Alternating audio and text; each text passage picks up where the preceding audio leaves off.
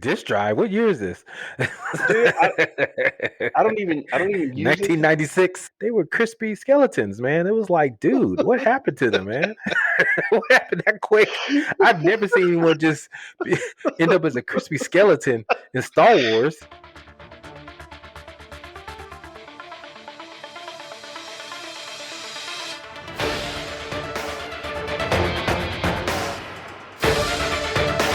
Welcome, everyone. Once again to Show versus Business, your weekly take on pop culture from two very different perspectives.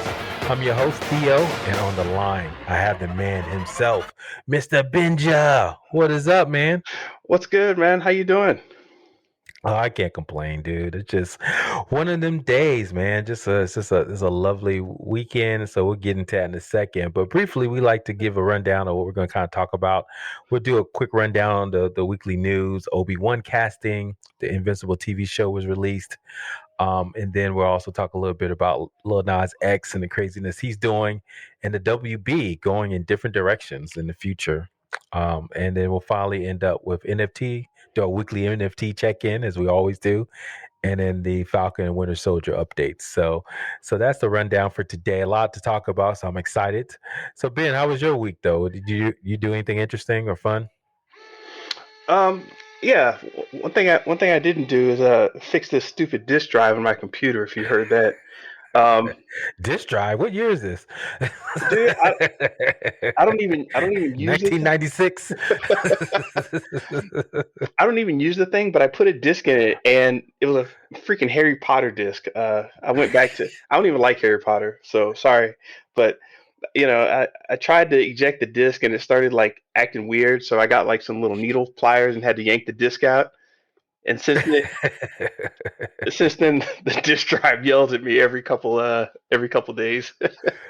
Oh my goodness, man! It sounded like one of those dot matrix printers back in the day, right? Yeah. So It took forever. yeah, Oh but man. check this out though. I've been you asked me a little while ago what I was up to, and it's I'm finally coming into this whole social media branding personality thing. Now, for most of my life, I've been wanting to play the background, kind of just do the things in the background, production, and not be a face. But now, I'm getting into it, man, doing the online thing and having fun with it. Okay, man. You're a face, man. You're the baby face. So you're gonna win the match, Uh, wrestling terms. you know, it's weird, man. The whole flipping the idea of quantity and quality and marketing versus production. I'm actually flipping it upside down a little bit. Not because I think it's more important, just because I think for me, I don't know enough of that side, and that side is kind of, I mean, lacking. So I'm out there doing it, man. If you see me online talking noise, I don't know what I'm doing. I'm just hoping. Nah. I think a lot of folks don't know what they're doing out here, out there in the streets, out there out in social media world. But oh man, what have I been up to this week? It's been an interesting week, just busy, heads down, a lot of interesting things on the core business front.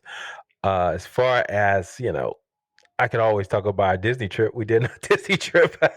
So that's kind of the the weekly thing. These kids are so damn spoiled, man. You It's said like, weekly.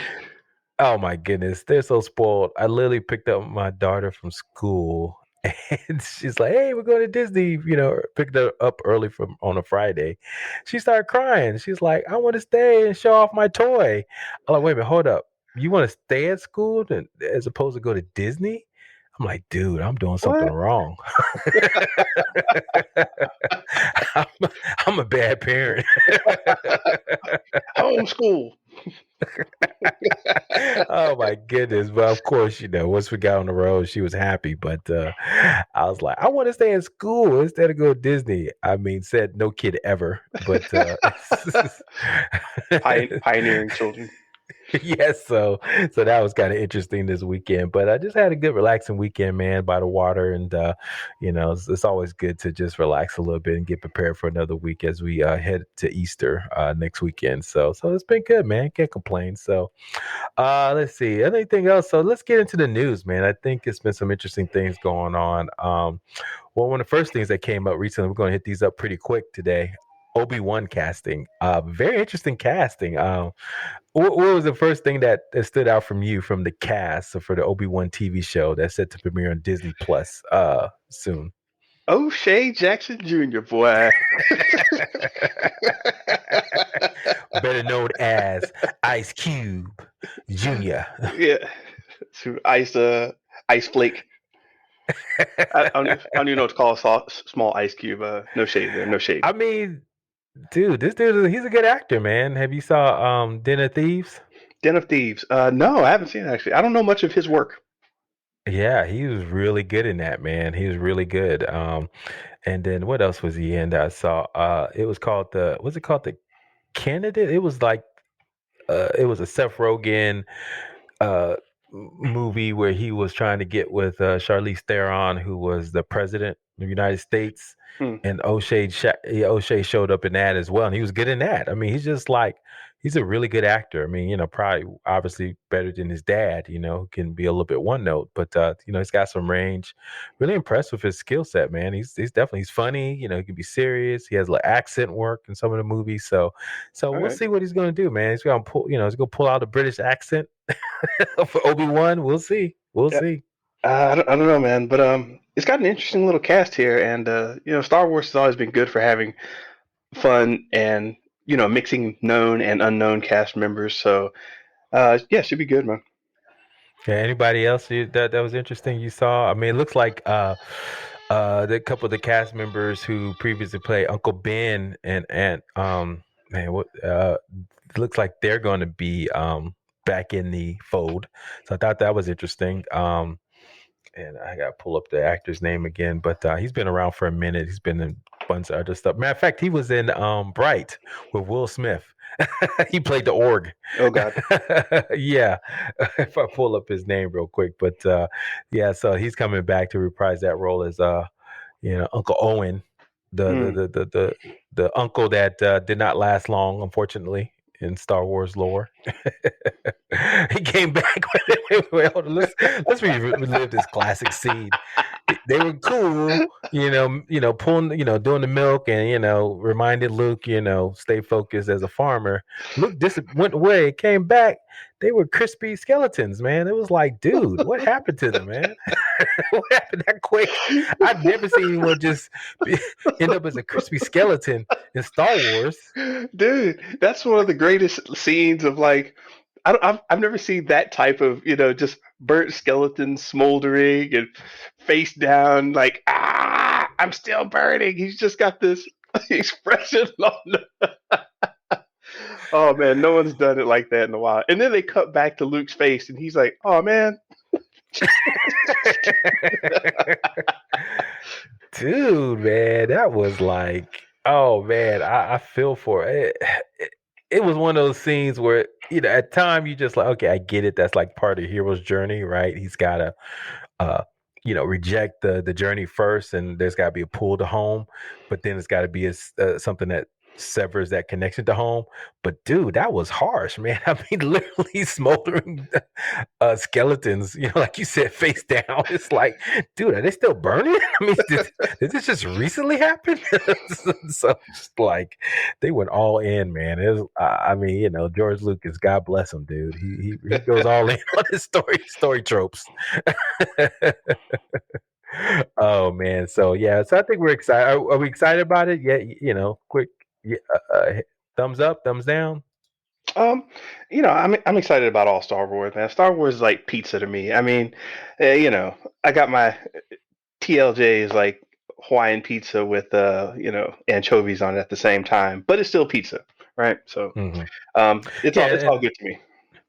yeah. Real quick, Hayden Christensen is going to come back as Darth Vader, so I guess he's going to come back in the full Darth Vader outfit. So it's going to be interesting.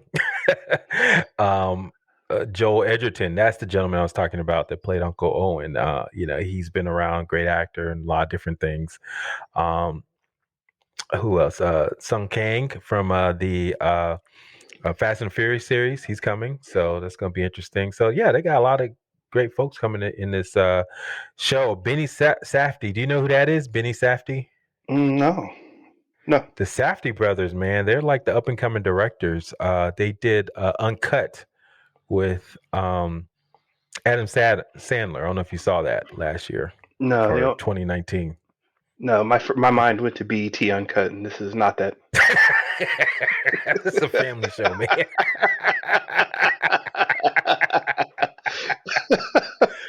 Oh, well, you know what? Let's move along. Speaking Yeah, of sorry. uncut videos, man, uncut videos, Lil Nas X, this is going out of our lineup here, but Lil Nas X has a video that he released. Why don't you describe it for the listeners real quick? Okay, so doing my due diligence, I actually stopped and watched this thing. I haven't been keeping up with a lot of music videos lately, but this one I had to.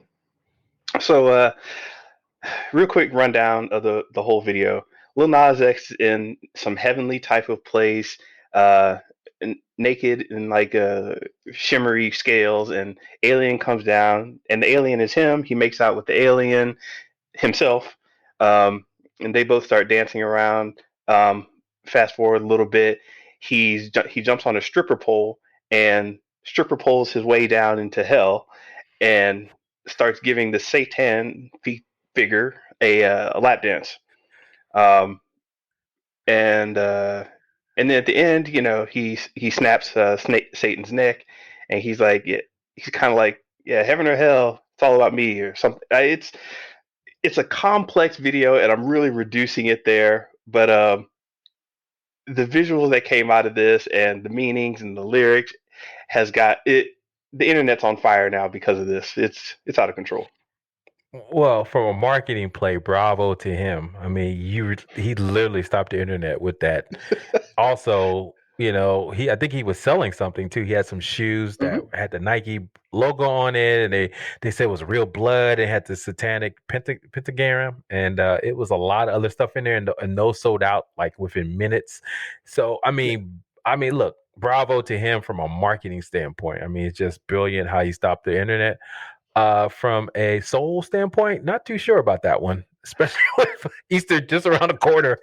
Oh my God. I didn't even think about the timing of Easter. Oh my God. Yeah. Yeah, man, he's definitely scratching a lot of controversial itches there. So I thought that was kind of interesting. Like, why now? All of a sudden, and because the last I heard of him was Panini, right? That little earworm that never went away for a while, but I, I mean, but it's funny. It's like, he was such a kid-friendly song. Remember Old Town Road? You remember they had like videos of kindergartners singing Old Town Road. Yeah. Yeah. You would never show your kids this ever. Yeah. I mean, even if you're about sexual liberation, even if you're about non-religious or religious, it's just edgy either way. So. And yeah, for all the country fans who are on, who were like, yeah, he's a country star, that too feels like feels like a troll, because for the past couple years you haven't heard anything country from him. He's gotten this new kick. So yeah, man, dude's just out there, kind of on the shock value tip, but he's actually a good technical artist. So the music and stuff he's putting out is quality. Now, do you like what he's putting out? That's another question. Never forget, he used to run the Instagram page for uh what's her name? Nicki Minaj, remember? No So way. yeah, look it up. So he is a genius at this internet stuff. So don't let him fool you. I mean, he's definitely a strategic marketer, right? Where it comes to how you get attention, how you drive views, just running Nicki Minaj page and interacting with all these fans. And so I think you're right. I mean, there's some trolling going on, like you said, from the countryside to the controversial, the sexuality side. He's coming out as kind of gay, as gay, and other things that he's doing. So I think this is a long line of things that he's doing to draw that attention to get to the next point in his career. Yeah. And a recurring theme that we got on the show also, for those of you who don't know, is that we're in we're moving from the information economy into the attention economy. So branding, getting attention, we're always going to be focusing on that. Carry on. Sorry. Yeah, real quick, and no, that's a great point. Real quick, another person is kind of similar, kind of getting away from their original brand to do something different. I don't know if you saw Chloe from Chloe and ex Halle, the sister group. Chloe, the older sister, she's kind of doing a little bit more sexual liberation, right? Sex positive, right? Stuff on Instagram and kind of differentiating from that wholesome brand that her and her sister kind of built together. Her sister obviously has been cast as a Little Mermaid, and so I think she's Oh, gonna right, stay right. kind of humble. But the her older sister, and they're both on that show, Grownish, which is a spinoff of Blackish, and she is kind of doing a little bit more out there, Yeah. So, it's to me, it's like all a ploy, man. It's like a lot of stuff you can see that it's calculated, man. It's like she sat down with PR people and said, "Look, I don't want to be a child anymore." So okay, they said, "This is what you have to do," right? And so she put it out there. People get mad and upset, but then but now she's viewed a different way, and so now she can now. Well, wonders never cease. I have a new album. I have a new song out that's more sexual. So it's kind of like, I Hmm. get it, but it's kind of, more of the same. So speaking of which, more of the same, WB, are they changing? Are they going to go towards Snyder Vision, or are they going to keep it the same and go with Hamada's direction of where they want to go with their DC universe? Man, it's tough, man. If you know, we were struck by the Zack Snyder Justice League, cavalcade of post and internet stories, and the whole restore the Snyderverse thing is just phenomenal. If you haven't checked out our entire episode, we did a special bonus episode where we talked nothing about that with Pete Benavides. So check that out. But yeah, it's like no one expected this unprecedented amount of success for it and hype that is built up in the fans. So now WB is like, wait, hold on, hold on. We just wanted that to be a one-off art piece. We don't want this to lead into the other Snyder movies that were planned before. We have animation projects, and look, Black Adam. It's like, eesh. Look, The Rock, distracting with The Rock. Here's The Rock. Do something with that. I mean, WB is screwed, man. Or Warner Media, right? They just have no clue what the. I mean, because think about it. The Joker, they had. I mean, this movie made $1 billion. Remember, it was kind of like this artsy fartsy thing that shouldn't have worked, but it was kind of a homage, if you will, toward to Mean Streets and those old time '70s movies, but it was set in the Batman universe, right? And they did a lot of weird things, but it made sense. It made $1 billion, and now people are like, oh, do we want to have a Joker verse? So that's Yeah. one thing. Then they even go back further, like between Wonder Woman and then Aquaman. It's like all these things are surprising them, like our hits, and they're like, oh, what do we do? And so it's like they're like the anti Marvel, right? Who's planned this meticulously scheduled, and we didn't put this on the show notes, but there's another big news story that came out right for Black Widow, but it's like everybody's they're like kind of like the antithesis of what Marvel's doing. It's like they're surprised by their hits, and the hits that they do try to promote, they never hit. So I don't know, man. I think they just need to kind of ride the train, man. If like I think Pete said it best, man. If Zack Snyder still wants to do it and there's fans for it, just ride this train, man. What the hell? You need content anyway. I don't understand why are they so resistant to it. Yeah, I don't know, man. It's Hollywood is gonna. Somebody said, if you're trying to figure out what Hollywood is gonna do next, you know, ask them how they think they're gonna make money, and there's your answer. Um, but you ask the people at WB how they think they're gonna make money, and they're like, oh yeah, we got the Joker movie made a lot of money. We're gonna do this thing with The Rock, da da da. And that's in the future, though. You're not looking at money you've already made, and that's with Zack Snyder, Man of Steel, this new Justice League that came out.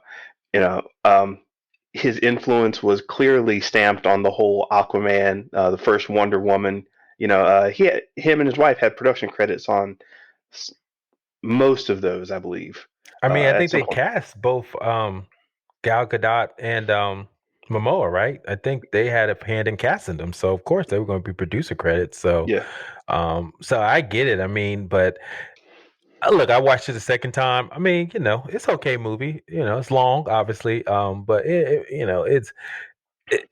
a little excessive, yeah, in certain areas. But that's yeah, just Zack Snyder. But you can definitely feel he loves these characters, yeah, and so to me, that shines through in certain scenes. Like I said, that I watched that Superman scene when he's in the ship, the Kryptonian ship, and here's his two fathers, right? When he's thinking about what outfit he's going to wear when he re-enters into society.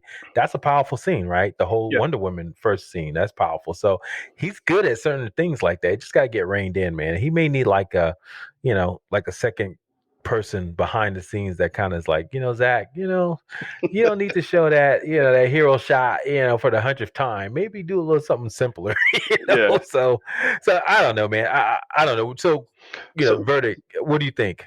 Should we get the restore the Snyderverse, or are you fine with I think Warner I Bros. think we moving on? can. I think we can restore the Snyderverse. As is the basic one of the theses of the show is, you got show versus the business side.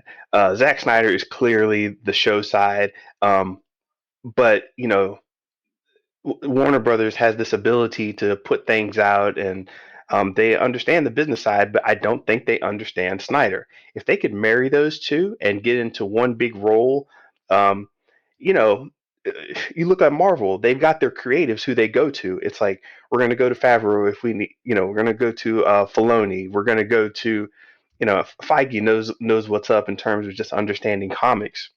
So, and you don't see a lot of their business guys all the time, but you talk to Chapek and you know, even Kathleen Kennedy, and they'll be the first to say, "Oh yeah, we've got these great grand business plans, but we work in conjunction with these creatives, and it works out well." So hopefully DC can get to that. I'm all about more Snyderverse though. Yeah, yeah, I am too. I mean, let the dude, what he's passionate about. But it looks like Pete kind of mentioned it. Looks like he's getting to this horror genre and doing some stuff there. So good for him. Speaking of which, Marvel, they just had a big announcement. Real quick, we'll touch on this. Black Widow is gonna come out on streaming service in July. So that was we've been talking about that for a while. Mm. I think that was my prediction. Was like I don't think it was coming out. I think I did say that at the beginning of the year. I didn't think Widow was going to be. Well, it's going to be released in theaters, but at the same time, it's going to be on streaming, right? And I thought that's the first time Marvel's, finally, made that happen. So quick verdict. I mean, good thing, bad thing, or was it kind of like they just had to do it because, the story is getting backed up. They got to move the story along because everything is relying on everything else. Um, I'm not so sure about the date, like when they pushed it to. There were some people who mentioned they had certain strategies for that particular date and what that means for the rest of the things, but I don't have a clear opinion on that yet. But I do know that I think they're going to start testing out the pay. How are they calling it? The premium access, where you Oh pay. yeah, premium access. Yeah. Yeah, where you're on Disney Plus and a movie comes up, you Well, pay to for it. be fair, they've already tested out with Milan and Raya and the Last Dragon, right? So, obviously I think we both had Disney Hmm. Plus. It's sitting there. I'm not paying $30 though for Ryan and the Last Dragon. Yeah, exactly. So you see them trying with Mulan and then Raya, but they skipped Soul, and they were like, "Well, Soul will just give it to you for free," and they're seeing. See how they do the black cartoon, man. That's how they Hmm. do it. That's how they Hmm. do it. Hmm. Muffos.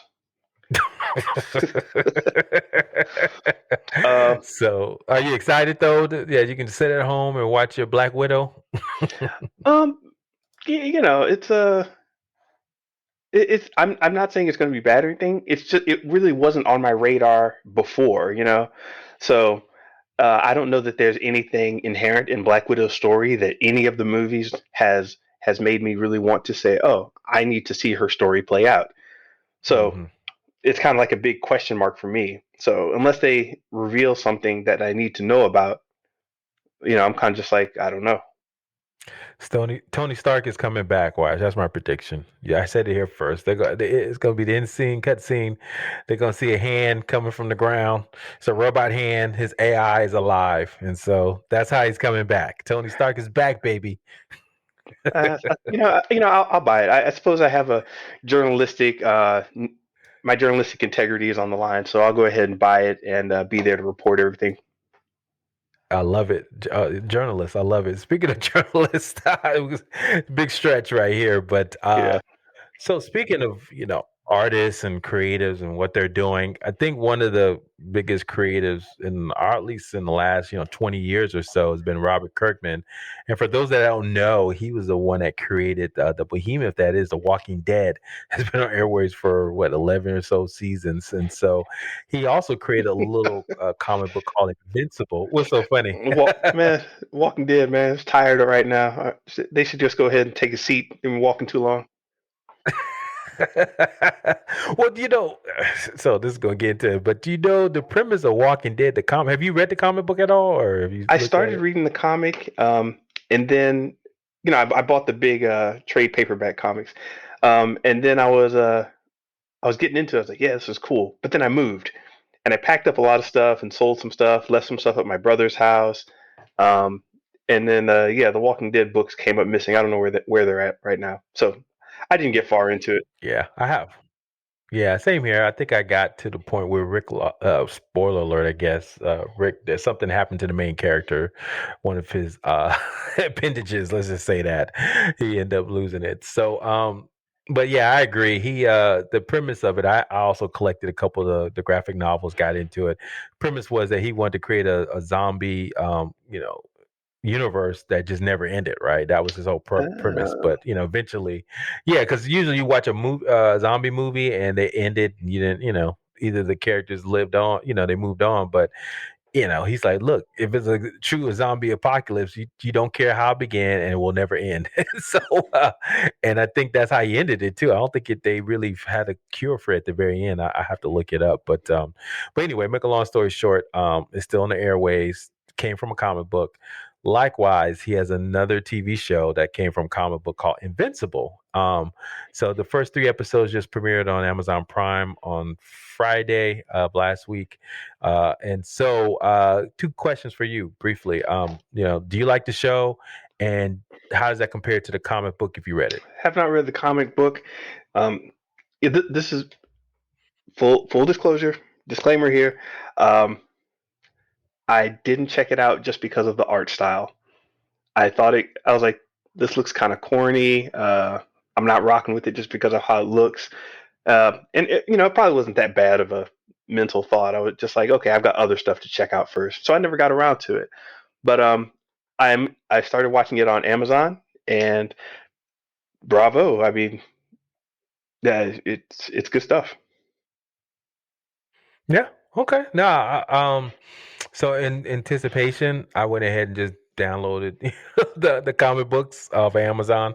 See, Amazon, man, they're making money hand over fist, man. So I went ahead on Amazon, download. They got they have 3 big collections. I think you go from episode 0 to episode 48 or 47 in the first big book, and then the next book is like from 48 to 96. And the last book is 97 to like 100 and something. Do So, you but anyway, do you read on go paper ahead. or digital? You said download, but Yeah, digital, buddy. Yeah, just download okay. Kindle. Yeah, just all on Kindle. Just knock it out when I'm sitting sitting near the water, man, just relaxing. So, so 2 things. The comic book, is a little juvenile. It reminds me of the old school kind of storytelling. But he does something very interesting, man. He's kind of like, you can tell he's got like a long-term plan, if you read the Hmm. comic book. And like, he's trying to take this guy, he's starting out like you and I would, right? Just kind of being like, I don't know what I'm doing, but I'm excited I got powers, to being like, Superman at the end, right? And so you can see that transformation. And all the while though, he's introducing all these different characters, and even the villains, man, they're like, they'll pop up like for 2 seconds and they'll have like one little scene together. And then they'll pop back up like, yeah, 20 episode, 20 you know, 20 books later, right? That, hey, remember that stuff they were talking about? This is what they meant. And so it's kind of interesting. I mean, it's kind of similar that all comics do, but like to such, like with the comic books, they made like, you might see Doc Ock, just looking at Spider Man. I'll get you next time, Spider Man. But he does it very specifically where he's like, we have to do this to get Spider Man. And then you find Yeah. out that they've been planning this. So their life is still going on, even though, Yeah, yeah. they don't just stop, and appear when Spider-Man appears. So I thought that's kind of interesting. So anyway, make a long story short, I do feel like the cartoon on Amazon Prime gets that, and so I like. I mean, slight spoiler. I mean, it's in the mode of The Boys. If you ever watched The Boys TV show on Amazon, it's kind of ultra violent and a kind of a, I guess, a meta take on superhero and what it really means to be a superhero, right? And or trying to help people and save people. And so I like how they did it. It started kind of, like you normally watch, same old kind of storytelling of a superhero. Then they had that last what after credit scene, and it's like, okay, this what this show's really about. So, and then it was It like, oh shit. it's a it's a weird take, man. Just the entire, like, it's not walking, it doesn't feel like The Walking Dead to me. So for any of you who are like thinking about, well, do I like The Walking Dead? Do I like this? It's different. It's yeah, it's definitely got like the old, when I started watching it, I started thinking about like, the old X-Men cartoon and just the way it's set up and the way it feels. I'm like, oh, okay, this is comfortable to me. And then they started throwing in little different bits. And I'm like, wait a minute, what am I watching here? So I totally recommend it. Glad this is happening. Yeah, I agree. It's a good show. I also like the art. I mean, how they translate the art from the comic directly to the cartoon, very similar. So I thought that was kind of interesting. So yeah, I'm going to keep watching and see where it goes. But it's been good so far. So anyway, let's keep it moving. I think one of the few things we want to talk about is NFT. Quick update. I think that's kind of one of the things that Ben, you and I are kind of getting our corner here. I mean, it kind of makes perfect sense, right? We're kind of show versus Hmm. business, and art world NFTs taking over that. And I know you can speak on that. You've done some interesting things on live, Facebook Live, and YouTube. And then obviously on the business side, I'm fascinated about how this could just transform industries, right? And so maybe we'll talk a little bit about it. I mean, so you want to kind of give people your thesis on NFT. I think you kind of put it out there pretty plainly on YouTube. But I love you kind of just to our listeners. What are your thoughts on NFT now that you've went deep in on it and kind of understand a little bit Yeah, more? so they're this and if you haven't checked out our interview with Marcus Esports Howard a couple episodes back, I say a couple, it's like actually two episodes back. It's pretty enlightening, but you've got people are just seeing NFTs as a way to sell digital art, and that's like calling um, that's like calling trigonometry, just figuring out how to calculate the length of a triangle. I mean, the hypotenuse. Exactly. It's so reductive what people are saying about them, but the technology is crazy important. And if if this technology really starts to spread like outside the cryptocurrency community, outside the academic circles where they're always talking about something random, if it starts to pervade and get into the way of doing things, then everything changes, because what you have is um, it, NFTs are basically built on blockchains, and blockchains are basically smart contracts. So you have code, and I won't call it AI because we're not. You can do that, but you basically have a contract online that requires the agreement of multiple computers. You're like, okay, well, what does that mean? Um, Imagine a movie comes out, and instead of having a building full of accountants figuring out who gets paid what, the smart contract is built into the digital download file that you access through Amazon or whatever. So you've got this token out there that keeps track of everybody's payments, the royalties, the song rights, the product placement. It's a contract that can exist within the file itself. So, you know, I mean, and that's just kind of a mind-boggling way of thinking about, wow, this. this technology can just exist and be doing things, paying out royalties, blocking access in certain countries. Um, it could do all types of craziness. And yeah, it's just one of those mathematical or technology things where you can't just say, well, people are making art. Um, Mhm. so No, I agree. it's wild. And from the creative side, tons of different things that could come out of this. From the financial side, I mean, you've already seen what cryptocurrency and the finance guys are doing. It's just, yeah, it's wild. Well, did you have a specific thing you wanted to ask about that? Or Well, no, I mean, you hit the nail on the head about what they are and what the potential is. I think people got to look at it as an asset as well from the business side. And the way I kind of look at it, Bitcoin is a store of value. That's what everyone's communicating, kind of similar to gold, but other, assets like, housing, stocks. And someone's mentioned, some of my research right now, blockchain is roughly, all the blockchain out there is roughly about $1 trillion, $1 trillion market, right? But if you look at all the other asset classes like housing, stocks, things like that, they're at least 200 trillion worth of assets hmm out there. So I give you that comparison because Bitcoin has a long way to grow, right? right? So it could grow 200x in the next 5 to 10 years, right? Become this own true asset class that's on par with housing and stocks and bonds and things like that. So that's one thing, to kind of wrap people's head around. Now, also the other thing I'm kind of thinking about from the business side of it is, basically, we listened to this Prof G podcast, and he brought on a real, some experts in this space and really kind of get into this. And Raul Powell, and he talked from Real Vision CEO. He talked about like Bitcoin being kind of like an internet of value. So for his, you just abstract everything, right? And so basically, now that you have these smart contracts, right, and like Ethereum and all this other things, there's a lot of things you can do that, and you can like basically tokenize a person or their influence, right? And so there's two things you can do with that. One thing is you can create a community coin, right, which I'm excited about, that maybe show versus business could do, where you can just say, hey, we'll tokenize our community, instead of worrying about if we're on Facebook and we build an audience on Twitter and all that stuff. It doesn't matter. You create your own ecosystem, your own economy, regardless of what platform or what medium you use, right? And you're abstracting that value. And so as long as your content or you as an influencer or your brand becomes more valuable, that token in itself will become more valuable, right? And more importantly, you've now created your own kind of market exchange, internally to where you go.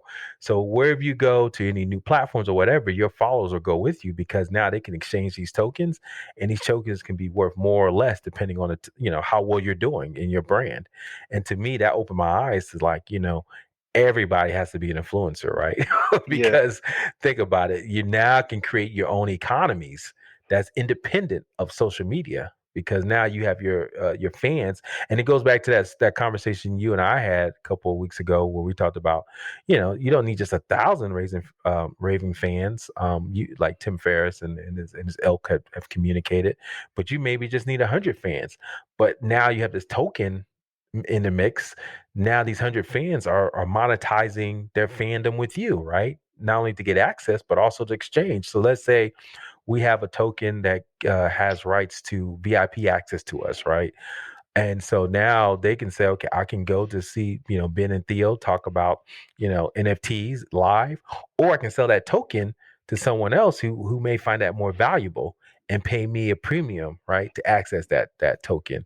So to me, that's when the lights blew up for me. I was like, dude, this thing's going to change yeah, everything. So I don't know. I mean, I know we both can get a little winded with this, but I think as you can tell, we're both extremely bullish on where this could yeah, go. man. It's nuts. And I think it's yeah.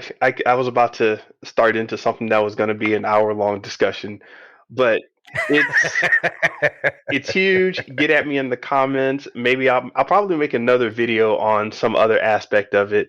How these smart contracts, can change pretty much anything. As somebody said, I want to put my soul on the blockchain. And it's like, It's like, hey, Wait a minute, didn't Lil Nas do oh, that? I think he did that already. Lil Nas X did it for us. new single So out Tuesday. My soul is on the blockchain. hey, don't trip, man. And then guess what? They're gonna make it into NFT. Watch. Hell yeah. Dude. But seriously, more to come on this space. As you guys can tell, we're just super hype about it. And I think I would love, Ben, we'll talk about more, but I would love to kind of think how we could get into this game, even in our early stages of this podcast, even if we play around with our first podcast and just have it as a token somewhere. So as we build an audience, is there for you. So yeah, we'll keep you guys posted on this. Like I said, we definitely encourage everyone to start thinking about this, how you can be influencer, and to, like Ben mentioned, get at us on Instagram, Facebook. We'd love to hear from you, your thoughts about this. This is really going to change a lot of different things, and so we're excited about it. So before we end up today, I think we want to do one quick check in on Falcon and the Winter Soldier, the weekly latest Disney Plus TV show. So yeah, Ben. So I just go ahead. realized, with the What's way that? Disney's releasing things and Warner WB and all that trying to catch up, I think we're always just going to have a little check in on what's currently happening in media, like the current episode of whatever. I kind of like that. I think so Yeah. too. Yeah, and they know they so because think about it, there's all this content out there. They need stuff to talk about, man. And Netflix model is not conducive to this. When it's just binging.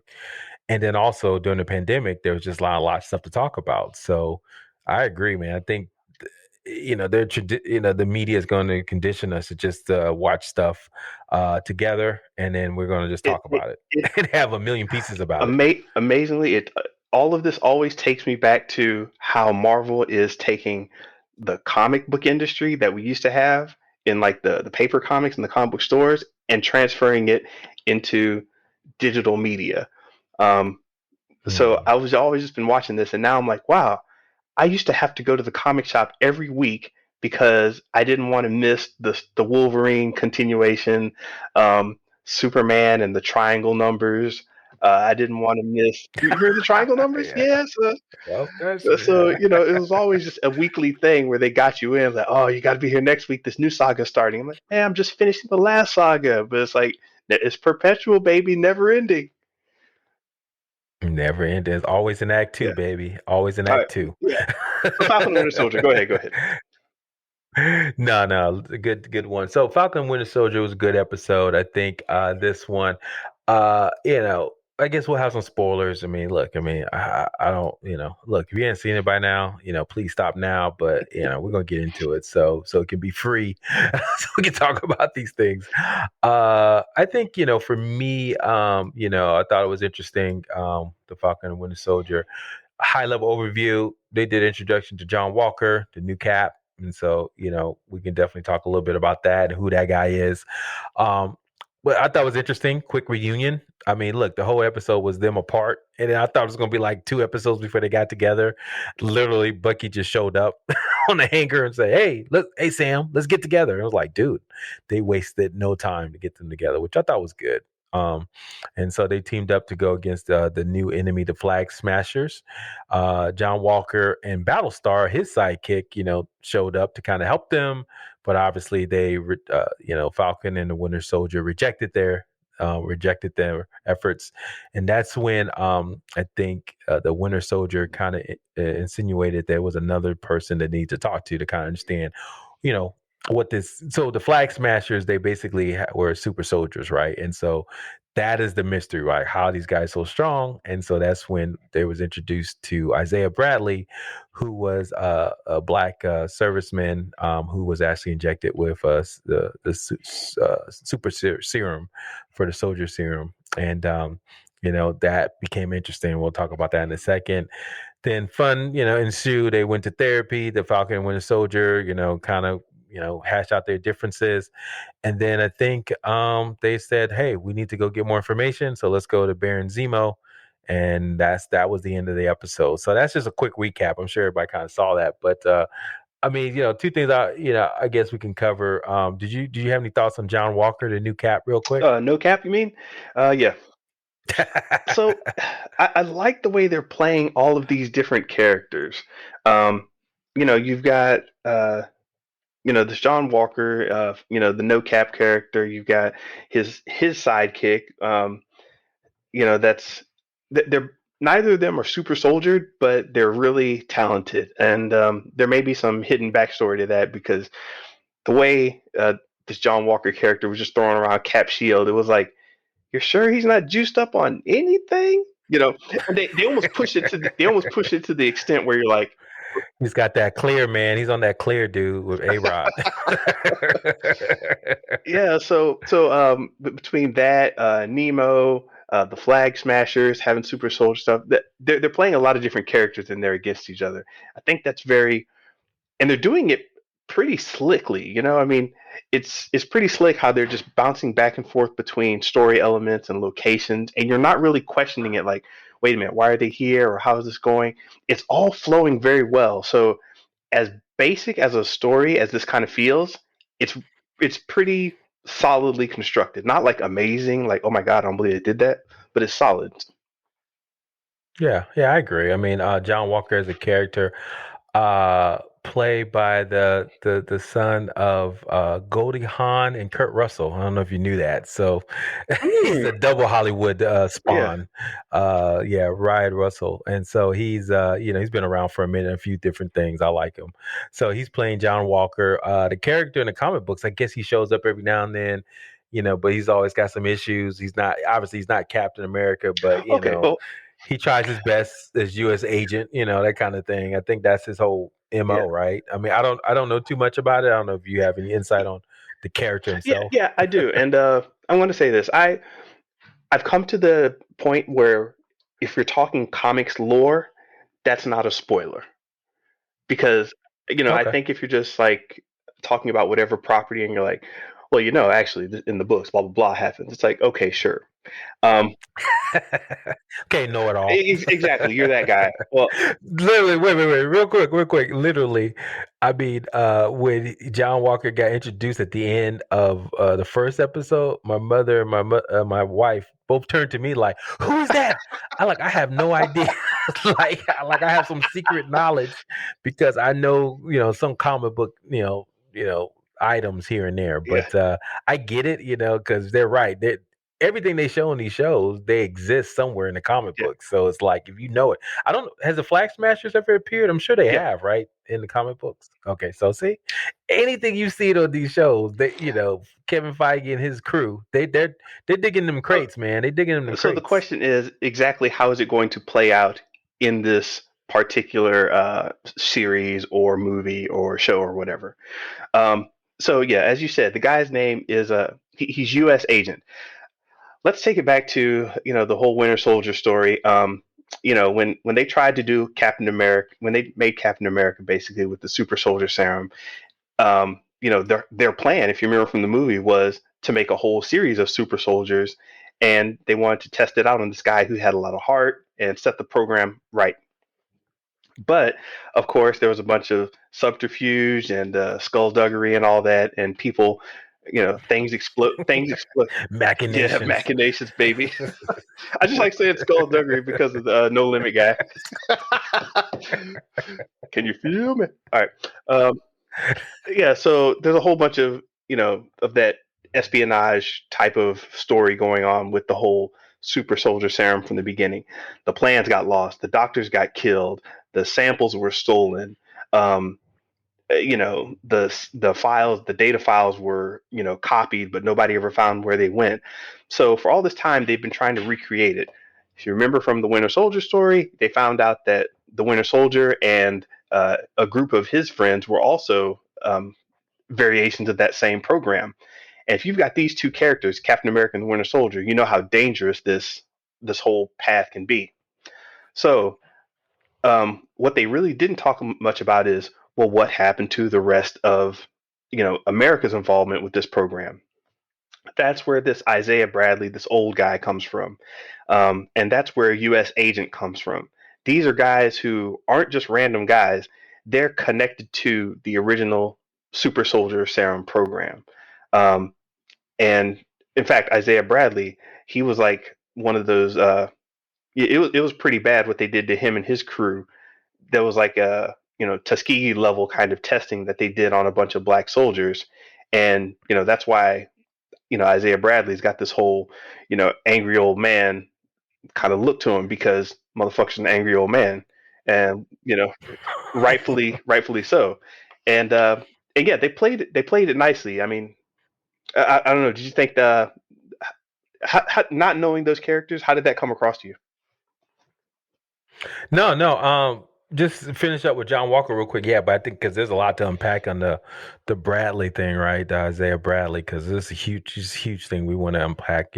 Especially in the context of Falcon, right, and his discussions on what it means to be Captain America, right, in America as a black man. But yeah, John Walker, interesting character. I thought that was interesting. So now, you're right. So this, Isaiah Bradley's get introduced. So let's set the context first. I thought it was interesting how obviously the Winter Soldier would introduce him to Sam, because obviously the Winter Soldier was, killing motherfucker, Yeah, right? He was out in these streets, murking yeah, folks, and so no one could take him out. And so, of course, they send a black man and clean up, right? And so, Isaiah Bradley, who, like you said, has been experimented on. So I did read I think I even have it to this day, the what's it called, Truth, Red, White, and Black, which was written I think in early 2000s, that really kind of talks about Isaiah Bradley, how he, like you mentioned, it was experimented on these different U.S. black servicemen. Obviously a lot of them didn't make it, and the ones that did, or a lot of either were killed instantly or got disfigured. And then the ones that did, they kind of use them as black ops, right, to go underground so no one could see what they were doing. And then eventually they try to murk them all, right, to kind of give them out the picture. He was the only one that kind of survived. And so now he, like you said, he's got history and lineage. And so I guess they picked him out to go after the Winter Soldier. And I like how they just teased that like that's how they knew each other. yeah. He said, last time I just ripped that arm off you. So it's just like, I'll do it again. Like you said, that cantankerous old man, got that old man strength. He ready, boy. He This ready. look like old man to you? Yeah, he was red, boy. He's red. So, a true story. I think, not so much a spoiler, but someone made this point because I was explaining to him like his lineage after him. I think he has a son. They all got like biblical names too. His son is named Josiah, which is the middle name of my son. And I thought that was interesting. And he has a grandson called named Elijah, who's actually part of the Young yep, Avengers, which yep. I'm sure they're introducing. And I think that kid may have been the grandson. So anyway, that's some stuff that Kevin Feige, man, he's dropping that Salt Bay on everybody, right? Just to let them Yeah, know. that's something they really hadn't brought up in the movies. Like, what does the super soldier serum do to offspring? Um, so there's an interesting little bit of something that can go on there, and yeah, they're playing with a lot of different angles, because Because Kate Bishop's coming. Kate Bishop's coming. We know that. I didn't know that. Young Adventures. Yeah, she's gonna show up in the Hawkeye series. Oh, okay. Remember, there's two Hawkeyes, and Kate Bishop and Hawkeye. So anyway, make a long story short. So yeah, so what are your take on that? I mean, let's get into the social political aspect of this, right? And of course, right after he meets the first black, Captain America, there's an incident potentially with the police, right? With Sam, Yeah. right, being a little bit cantankerous. So I mean, what are your thoughts about this bringing wokeness to the MCU? Uh, well, I mean, not mean to disparage, but it's Disney's agenda right now, to try to make their way closer to what people are looking for. And I think, their audiences are kind of like, hey, can we get, they're doing a lot of pushes for representation, just putting in subtle messages here and there. I think they're trying to make it natural without feeling, you know, like they're pandering or beating you over the head with any, quote unquote SJW messages or anything. But I think they're definitely taking the push to, like, what? Let's see where this takes us. Let's go somewhere. Let's not screw up as bad as the Star Wars guys did with Marvel. But and, Marvel comics have always had a kind of edge to them in terms of social commentary, so it's not outside of their wheelhouse. And I think, Oh yeah, Heroes for Howard, Luke, Power Man, Luke yeah, Cage, dude, that dude's out there. Yeah. yeah. So I'm not mad at their at that angle. Um, at least with the Marvel stories, I don't think they're going to go overboard and f it up. Star Wars doesn't have that type of you know uh, structure.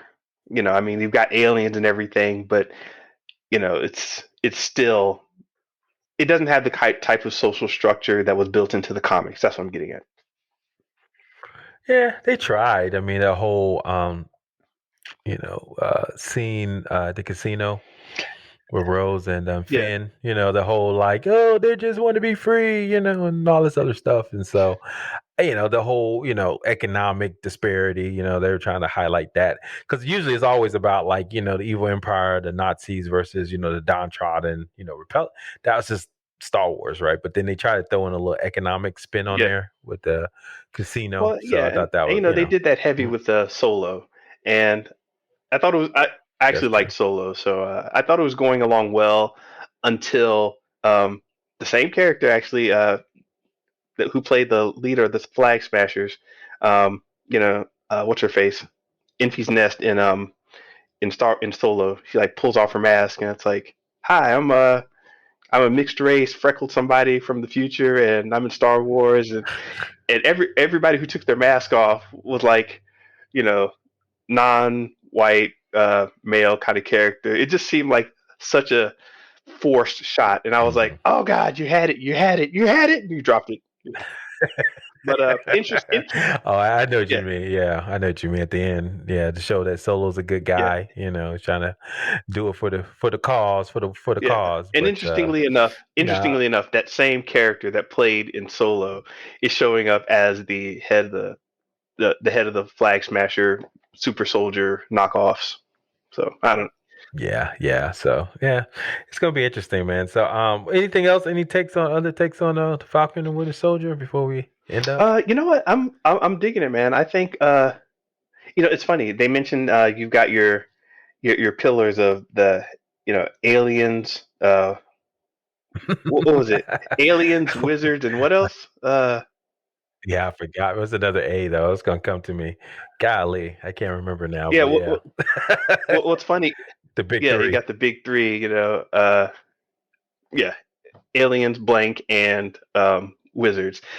But they didn't even mention the whole conspiracy-filled world that they're in. It's like, A good point. Yeah, to them it's like, oh, that's just a Tuesday, yeah, man. We're just gonna solve what this. a bunch of crazy Uh, super soldiers, jumped on trucks and started stealing stuff and ran away, and it's just like whatever. It's like, yeah, man, whatever. So yeah, yeah. I don't know. Yeah, I like the banter between Sam Wilson and which they kind of hinted at in the movies anyway. I mean, they're kind of different characters. One's a little bit more talkative, the other and jovial. The other is more somber for good reason, right? So it's kind of like they mesh well together. But you can tell they like each other. They respect each other, right? And they respect the Captain America who saved Bucky and helped Sam. So I think I believe that. I mean, I think that. I mean, but I knew going in it was going to be kind of like a buddy cop kind of TV yeah, show. totally. So I like that aspect of it. Yeah. So and and then Anthony Mackie's hilarious. If you ever hear him on interviews, man, he's like the funniest thing usually on all those little junkets they do sometimes.